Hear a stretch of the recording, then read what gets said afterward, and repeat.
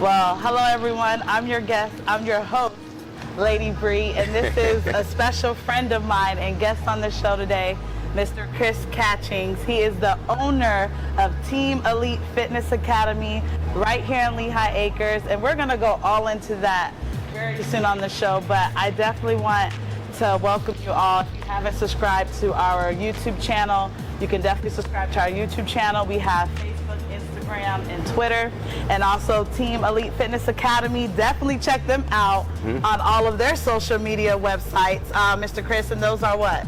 I have Facebook. It's under just my regular name. I got Chris Catchings, and I have Team Elite Fitness Academy. I have Team Elite Boot Camp. And on Instagram, I'm under Mr._Elite Fitness. Yeah, so you do it all. You know, when I was an athlete growing up in here in Lee County, I definitely heard a lot about you, Mr. Chris. Mr. Chris, you got trained Mr. Chris. He's out in Lehigh. And just to be sitting here in front of you and actually putting a name and a face to the person I've heard so much about through athletes from when I was growing up until now, it's just an honor to be with you, and I thank you so much for taking the time out of your busy day and running your business to just sit down and talk to me. Yeah, and I appreciate that. The feeling is very mutual, and let's do it. Yeah, absolutely. And a lot of people see where you are now, but don't know the story of where you grew up and how, you know, how was your child life like and how that motivated you to be the person you are now. And so definitely share with us, how was it growing up for you as a child? My childhood was actually very normal. Well, actually, I thought it was normal, but now that I look back on it, it's kind of like exceptional, because when we came up, we still had the capability to create stuff. And so it was like a more or less a family environment amongst my peers, all my friends, all our parents. You know, our parents trusted each other with each other. So a lot of us stayed the night at each other's houses. And I remember certain times we can just be standing there doing nothing. And we rode our bikes to each other's houses. We had fun, man. We just created things out of nothing. We'll be standing there like maybe like 6 of us on our bikes, and we'll be like, man, let's build a basketball goal. So one of my buddies, his dad was like a concrete mason guy. So they always had different tools and stuff at their house, like nails, hammers, and things of that nature. Me, I done probably had a bicycle or two around the back of my house with some old rims and stuff like that. So so we all just come together, shovels. So we all just come together, man, and just next thing you know, about 30 minutes to 45 minutes later, we done erected a basketball goal, and we just playing. We just playing, and that's how things were in my day, and we all got along pretty well. Of course, there was going to be some fights, but the makeups was just right around the corner. So we didn't hold on to stuff for long periods of time, because actually there was a real love amongst us, and we all, for the strangest reason, we all knew it. You know what I mean? So my childhood was good. It was good. Growing up back then, didn't see the value of it. But growing up with a bunch of what I at the time called crazy uncles, but the crazy uncles shared a lot of wisdom and insight into life, and some of the things that they taught me that I thought was once crazy has helped me to get to where I am so-called today. Yeah, you mentioned that to me previously, has molded you and all of that. A lot of the madness and all of it. Yeah. At least what was looked upon as madness, but was actually beneficial. Yeah, so how did you get all into the fitness? Did that start when you were younger, in your childhood, as a way to like work out, or how did you? I actually think that was the gift from the Most High, because I've always been interested in sports. Like the sports that I like to play was football. I love basketball. Those were my first two loves, especially being young, back in the late '70s and the early '80s. I liked baseball, and then back then, you know, having those guys and being structured, all of that stuff means something to the point where I'm at today. Yeah. Back then, seeing older black men structure the youth and put together teams that, and it taught you a lot too. It taught you teamwork, it taught you camaraderie, it taught so many different things. And then just seeing an older black man run the show, you know what I mean? And so, as of today, seeing those qualities that were in those men, and at the time when you're young, you don't know what they're instilling in you. you have no idea, because you just look at, for me, I just looked at my parents as, you know, as being the ones, and my family members, that's the one that was imparting the insight to me. But it was these guys too, sharing their gifts and talents with us as youth. So, and back in my time, it was, the community was really a community, and it was before a lot of this crazy stuff started to happen, you know what I mean? Where families started to dissipate. Yeah, because I remember growing as a kid, you could walk outside and your neighbors knew your parents. Yeah. And if you got in any trouble, that your parents knew before they even got home, because the neighbors communicated and talked, and it was a community. And how did that relationship mold you as you grew older and as you tried to chase your dreams and your perspective of yourself as a person? Like, how did that all shape, you know, fall into place for you? It made me very, very respectful, because my mom is like a dominant alpha female already. But then having, and mostly the women, having other women look out for you, wherever you turn, you got some type of motherly love. So it wasn't like when we came up, we ain't feel love, because everywhere we went to my friend's house, here it was over there. You go to this friend's house, Chris, you ate? And so it was, you know what I mean? And it taught you, for me, it gave me a construct of family, because, you know, we all got our families, but we see other families and they all got their traits and how they operate outside of how your family does. So I took in all of that stuff when I was little, and all the lessons I've learned from being around multiple families, and you know what I mean? I'm accumulation of all of that. Yeah. And actually, what I did was, and I had started doing it, like growing up, I did it to a couple of the people that are still living, that grew up in the community where I grew up at. A lot of them are still living. And so what I did was, I said, you know what, on my bucket list, I'm gonna go to each individual and tell them as a child how much they impacted my life, and that it was gonna catch them totally off guard. And I got a couple of them doing it, and they had no idea that I was gonna do that. Yeah. I remember going up to this guy. He stayed down, you see, it's our house, another house, and Mr. Johnny, he's on the corner house. This guy still looks, believe it or not, he doesn't drink, he doesn't smoke. He still looks like how he looked when I was a little kid. And when I was a kid, he had to be probably back then in his 20s and 30s, but he's in his 70s now, and he looks like he's probably in his late 50s. And he really had good, it was him, his wife, and his 2 kids. And just watching them, you know, neither one of them, they was always deeply religious people. And just watching how their family operated, it was like the typical family that this country poses as the American dream. I saw that in their family, and I didn't see any nonsense. You know what I mean? I just saw good, wholesome, but I know nobody's perfect. Who knows what went on behind closed doors, because, you know, with every male-female relationship, it got to be some type of Oh yeah, none of us are perfect, right? You're only perfect as to who you are. You're not perfect as no blemish. Absolutely. You know what I mean? Absolutely. So, to this day, I'm far from perfect. I'm still trying to work on things and accomplish things and try to be the best version of myself. And that also means by allowing other people to pour into me. Absolutely. And to be that captain of the ship. I don't always have to be the captain. Absolutely. I can be the passenger. Absolutely. That's how you learn. Right. And I think that's the most beautiful thing about life, is you're constantly learning. Yep. And, you know, I constantly learned something new about you as I met you and seeing you through other people, seeing you through your workouts. And it's like you always have this passionate smile. And everybody that I run into, they say, Chris' smile lights up the world. Chris' smile makes me want to achieve everything. And it's just captivating hearing everybody say that and be able to sit here and see you smile. Yeah. And you're always smiling, even the through majority the bad. of the time. Yeah, through the bad, man. Bad and good is actually perception.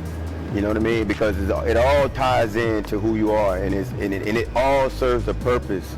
You know what I mean? And so it's helping you evolve truly into who you were destined to be, because now when you can implement the proper thought, as to whatever situation you're going through, then that good or bad thing starts to dissipate. Yeah. And then you start to really get the lesson out of what life is trying to actually teach and show you. So it's like, because some things that look bad ain't always bad. That has a happy ending. And certain things that go in, it looks good, and then the ending don't turn out as well as you thought it was. So those terms, it is what it is. You know what I mean? I try not to put too much emphasis on calling things what I physically see them as being, because I know my physical sight is limited. There's always something grander behind what I can physically see, and I know that. So that keeps me, you know what I mean? It keeps me from being super judgmental, and it helps me to be even more patient to allow the thing that I'm witnessing to play out, so I can see it in its fullness instead of me, oh, that's what this is, and that's what that is. No, hell it ain't. No, it ain't. This is what it is. You'd have been patient, you would have saw that. So that comes with maturity, though. Trust me, it comes with time. It comes with time. Time. Something we always try to capture, right? The time, like, I want more time, but like you said, patience. Yeah. You gotta have patience to be able to sit down and be able to sit back, view it as it is, and then move forward from there. Yes. Yeah. So with saying that, have you always seen yourself as the successful man you are today? As a child, I know sometimes we go through different barriers and things in our life, and we don't see that we can be coming out on the other side. Yeah. Did you always view yourself being where you are now? No. As a child, my main focus was on just being a child. You know what I mean? I didn't have parents to push me in a specific direction. I know what I like, my activities that I enjoy, and my parents would they would fund it, but I came up with older Southern parents. You know what I mean? When I grew up, my peers, they thought that didn't know me, they thought my parents were my grandparents, but they were my parents. Because most kids, like when I was born, my dad was 34, my mom was 33. So imagine by me coming a teenager, they had an age where most kids my age, they teenagers, but they mom them in their mid to late 20s. They early teens and they mom mid to late 20s, early 30s. My mom them was almost 50 at the time. So what I once looked at as a defect, because it's like, when you're young, your mom and them trying to call you, no, y'all stay over there, I got it. I'm all right up straight. Because I already knew I was going to get, hey, who that is? Your grandmama and them? Oh, that's my mom and them. But, hey, the beauty of that when I got older was I got to see the blessing in that. I got to see why I was always in a leadership position, because of me having older parents. And having older parents, they put in me the mind that they had at that age. You know what I mean? My peers and my counterparts, their mom was younger. So here it is with me, even when even when I was young, around about 13, 14, I still had guys that I hung around that was 18, 19, and they were still asking me for advice back then. So I didn't see the power of that. And I didn't understand why would a guy that's way older than me ask me for advice, and it should be vice versa. So I didn't see the power of having the older parents when I was young. But boy, I see it now. It truly is like getting raised by God, because my parents at the age that they were at, they had made plenty of mistakes. And so they was able to teach me from the level that they were at about the mistakes that they made. And I got it. As a kid, you're going to deviate because, especially as boys, you need firsthand experience to make the teachings that they trying to teach you solid and really real. Because I remember I used to say to my mom, she used to be telling me certain things, and I'm like, man, how the hell she know this? I'm like, man, what are you, a witch doctor? How you keep knowing this? How you keep doing all of this stuff? But man, it was, when you're growing up, you only see your parents as your parents. You never seen the experiences that they had when they were young. You just see them from where you first, okay, these are my parents, these are the roles that they always played in my life, but you never can see beyond that. You know what I mean? So that as I got older, I realized that blessing as of having older parents. And even though, you know, they didn't support me in a lot of things because, like I said, they wasn't into that. Like my mom, here it is, my mom, 6th grade, had to drop out of school to work. Imagine that now. That sounds crazy for a girl in the 6th grade to have to work. Yeah, and just imagine my mom and them when they went to school, from the stories that she told me, it sounds crazy. Now, in our time, having to walk to school 12 miles one way with no shoes on. And then then you get to see as you get older why women of their time was strong as they were. Because most women, they break. They can't take that type of pressure. And you got to walk that far.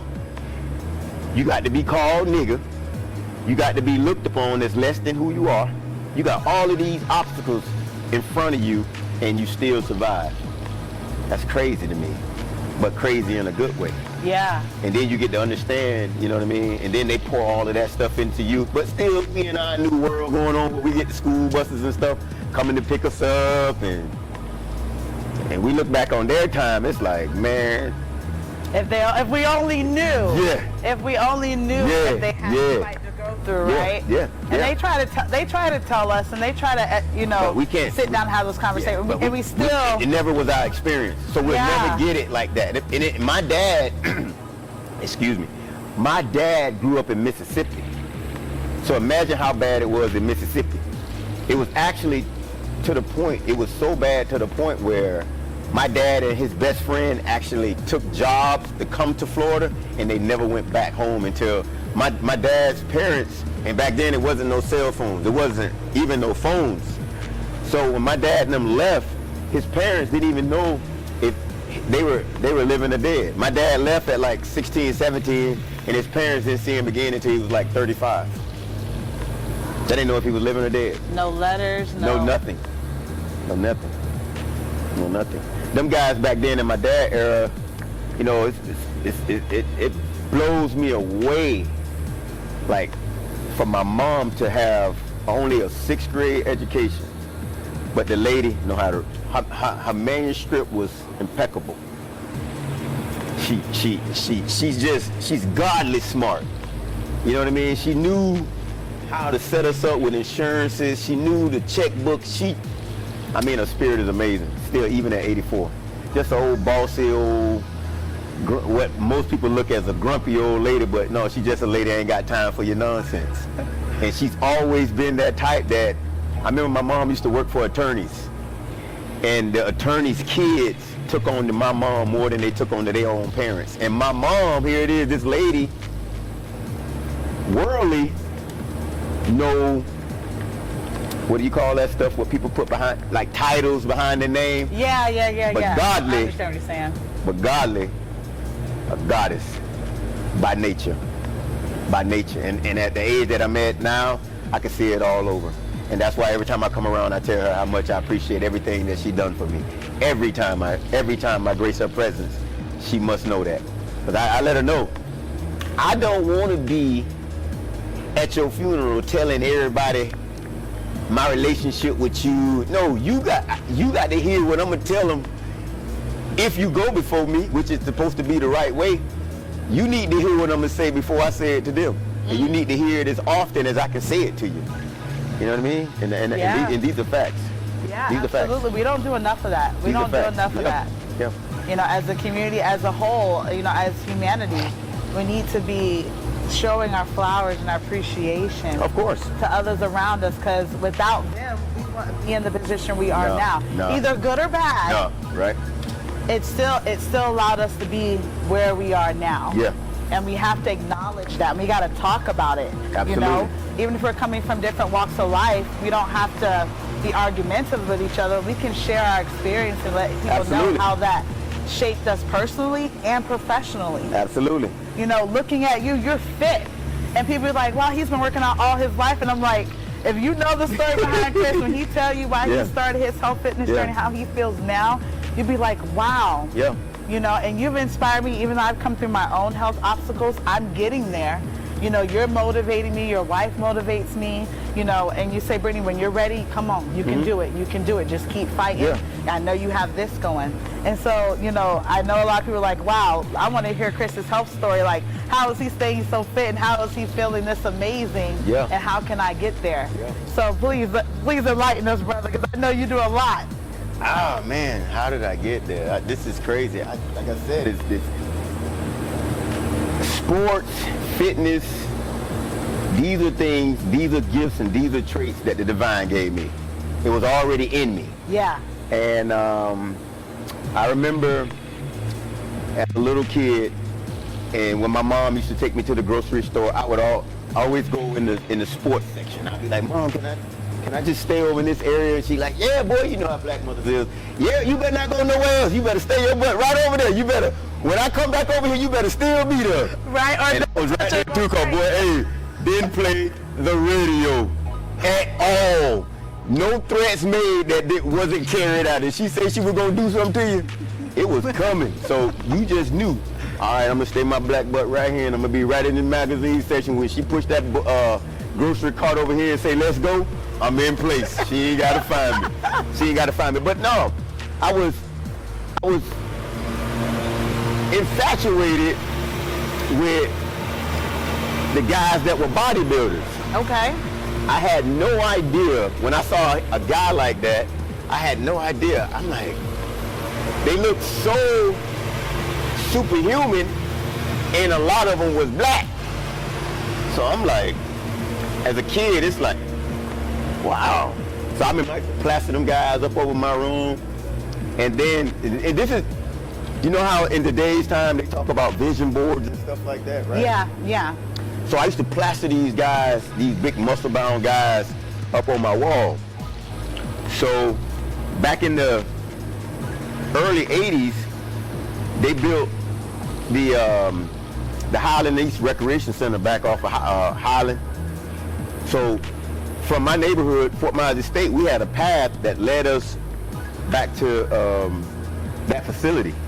And man, going back there, and then they had a weight room. So here it is, I'm like 11 or 12. I'm seeing the closest thing to the guys that I saw in the magazines.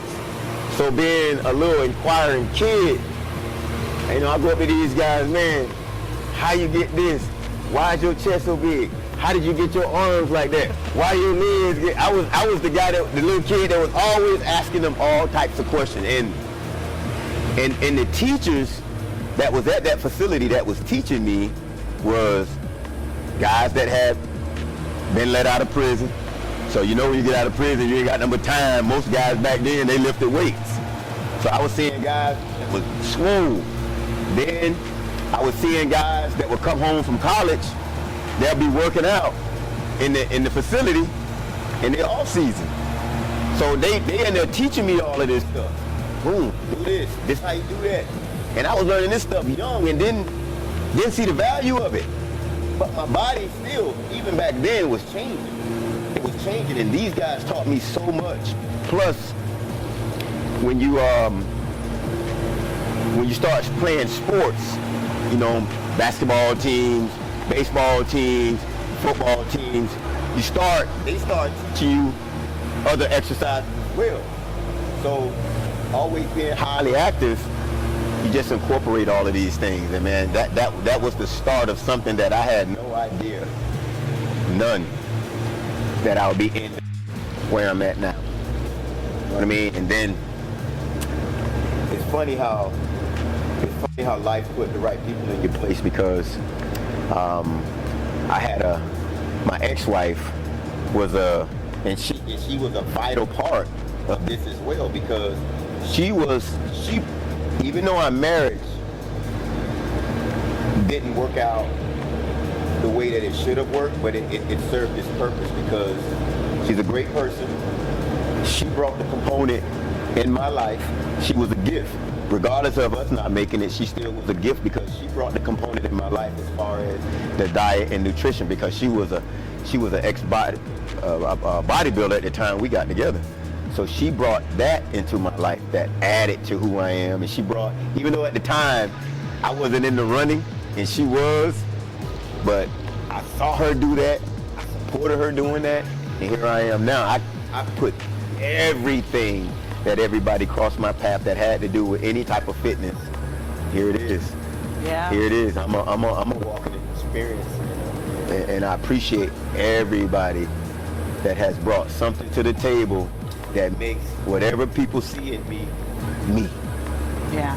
And that's the truth. And that's the truth. And you're like this all the time. You All know, the time. You're, It's me. yeah, and it's beautiful. And I can see why everyone's like, Chris, like his smile, his energy, it transforms perspective. And the funny part about it, I remember we were just having a conversation, and you know, you like, you have somebody think they're the president when you like, I'm like, but you know, people say that stuff to me, and matter of fact, you know, just recently I just made a post on Facebook, and it's like, I always downplayed this. Yeah. I always downplayed this because I don't know, I think part of it is the responsibility that comes with all of it. Even though I'm responsible now, but it's like, maybe I think if I embrace it all, it's gonna be more, and then could I carry that load? You know what I mean? So I always downplayed it, but I'm in a good headspace now. My spirit it's in a really good place, and I'm embracing whoever I am to the fullness. I'm embracing that right now. You know what I mean? I don't have, put it like this, I'm 51 years old.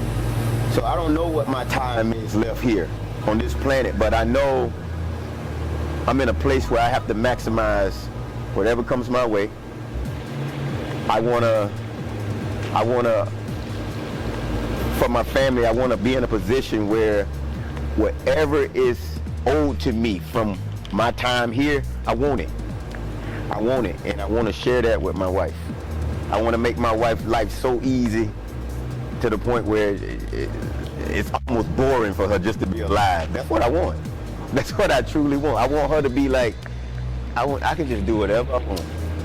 And I think at this point in my life, and knowing the value of who she is and what she stands for and how she supports me, she deserves that. And that's my fuel. Well, thank you so much for just sharing and being so open with us today. That's the most transparent I can get, because it's the actual fact. Yeah, facts, no opinions. Yeah. And that's what bonds us all together, you know. And it takes a community. Yeah, it really does. It really does. Yeah. It'd be selfish of us to think that we're the only ones that matter. Yeah, because just with my parents alone, I wouldn't be who I am. I had to be shaped by, matter of fact,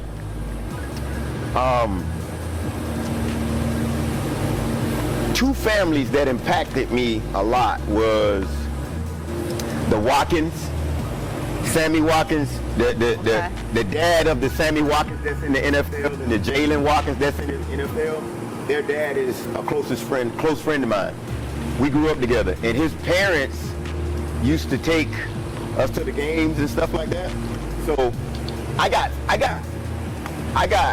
got secondhand support, because my parents never went to not one of my games. I went with the Watkins, and I went with another family that was the Slides. They lived right across from us. Sammy and them lived around the corner. So those were my two close families growing up when we played for the Fort Myers Rebels. So a lot of times they took me to practice. A lot of times they was the ones there with me at the game. My parents wasn't. You know what I mean? But secondhand support is good, but still, I was still missing something. That's why it's so important for parents, when they have kids and their kids involved in something, you have to be there to support them. Because it's for me, and I'm pretty sure I ain't the only kid that felt like that. You know, you're looking around and you don't really see your value. Because here it is, even though you got these people here supporting you, but where's your real support? And so that's why still to this day, when people, Chris, I'm like, really? I still carry that as a 51-year-old man. And learning this on my own and not expressing this stuff till I was a grown man to my mom, I had to carry this. So that took a lot from me. You know what I mean? It took a lot from me. That's why, you know, my son played football. My son rode the bench. He's an awesome trainer now. But when he was in high school, he rode the bench. But guess who was there every game? You were? Right. Every game that I can be, where if he wasn't way out of town, all his local games, I'm canceling my clients, I'm going. Even with my ex-wife, with her kids and stuff like that, they had any type of thing going on, I'm going because they need to, I know the value of that for a child to have somebody there in their own household, and then looking and they see the parents. And then when they come home, they got people that can critique them, make them better at whatever they chose to feel or whatever activity they chose to be in at that time. You get that insight from that older mind to critique you, to make you better. I ain't had that. You know, I hear every once in a while on the football field, "Good job, Chris," but they weren't my parents. Their focus was on their children. But by me being in the community, of course, they take in me, they support me, but not the support I would get from my own parents. So that is vital. That is vital that parents be there to support. And then I came up too in an era where two family homes. Even though my parents didn't support me in my sports and things of that nature, but I still came from a 2-parent home, and I was around other kids that came from 2-parent homes as well. So all of this stuff, man, it's powerful. And looking at the way that the world is now, and looking at the condition of most of our people are in, I see the impact of what was done to us. Because I got caught up in that stuff too. Back in the 80s when the crack epidemic, that was another thing. See, yeah. when you don't have somebody in your life that's telling you the beauty and the greatness that's in you, you know you love, but you know it, but and you see it, but you know, my mom was the type, she not the huggy type. You know, my mom tried to give her a hug. Boy, get off me. I ain't got time to be playing with you. My dad was the fun one. He was the play guy, you know. But they never like embraced us and said, well, you know what? I really love you, man. I'm so proud. I ain't never hear that from my parents. Never. So now I'm just going now as an adult, when people, like I say, when people say things about me, I'm just growing up. I hear certain things, but I'm like, all right, what you want from me? What you trying to get from me? Because I was never told these things. But the crazy part about it is, growing up, I always been in a leadership position, and I always heard people say good things about me, a lot. Not everybody, because I don't have a problem telling you about your butt if, you know what I mean? Yeah, absolutely, absolutely. if you like trying to con and snake people and all that, I don't roll like that. Yeah. You know what I mean? So, yeah. And then, you know, when you don't have that real backing, because, you know, let's go back. How could they know how talented I am in certain areas? They've never been there to see me, right? So when a parent doesn't do that and support their children, especially in sports, now that's what allows the child's mind, the youthful child, especially when he's at that age, to start delving in street activity. He goes that way. That's the way I took. Here I was, full of talent, but now I see the shiny objects over here, and I see the money over here, and I put down the talents that I had that could have situated my life so much greater than where it is today. But not having that backing, shit, I took that route.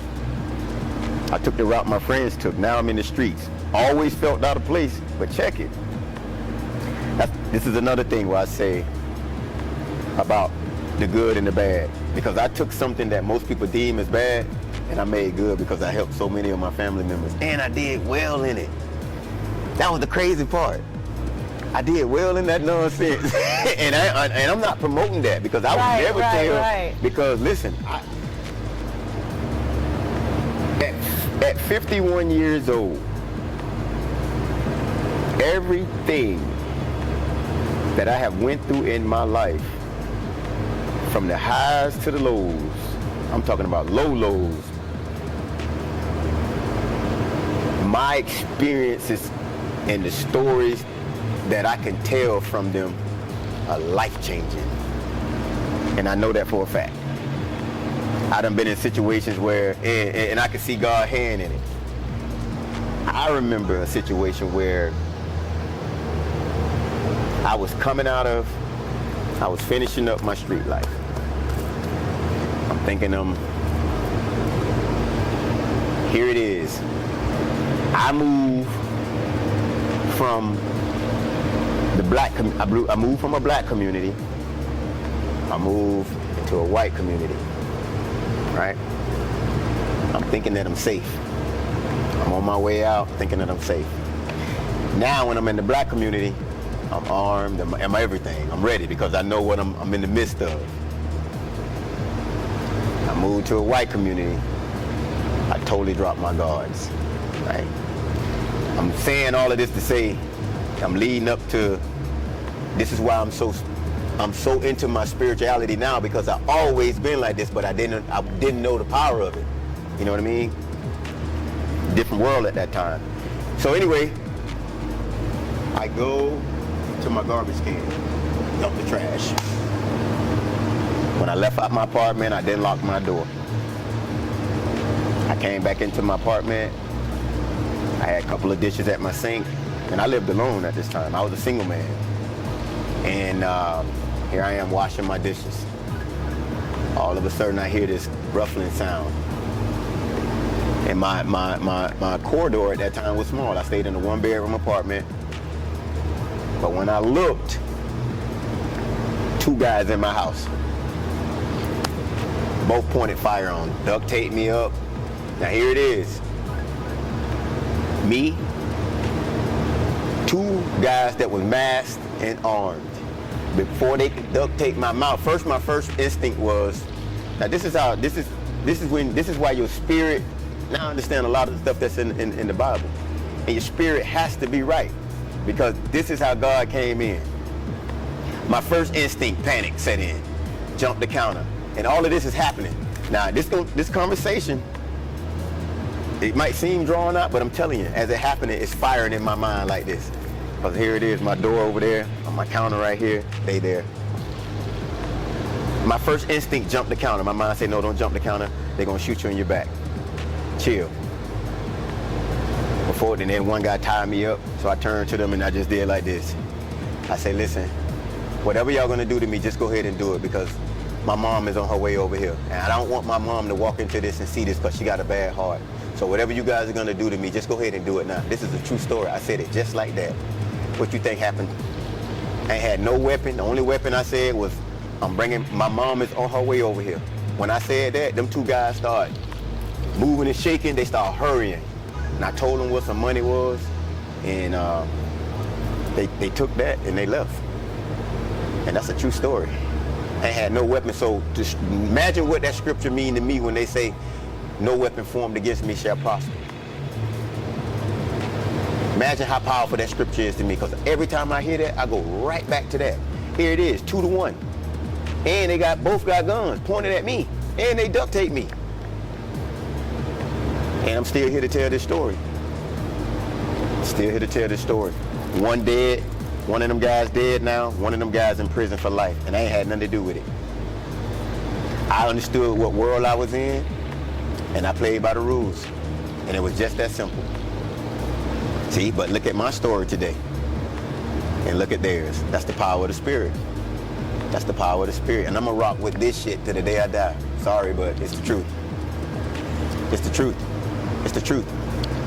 And whatever that is, or whatever it is that's in me that I can't see, that make people see it, I'm cool with that. It's me. I'm cool with it. And I'm really loving it. I'm at a point where I'm really loving it now. Facts. Well, there it is. Facts. Thank you for tuning in into the Wondrous Woman Talk Show. Till next time, stay wondrous, brother. I don't know how they're gonna come out. Amazing.